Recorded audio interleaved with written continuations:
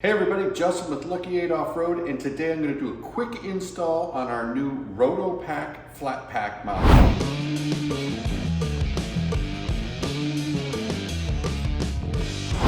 What this is, it allows you to put a Rotopax flat on the roof like we have here on the 130.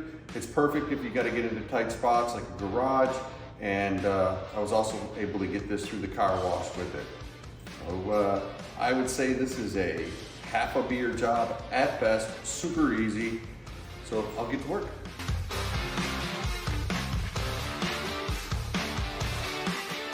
First thing you need to do is take your Rotopax twist bracket, the little handle that tightens down the Rotopax, and mount it to the flat pack with these two screws.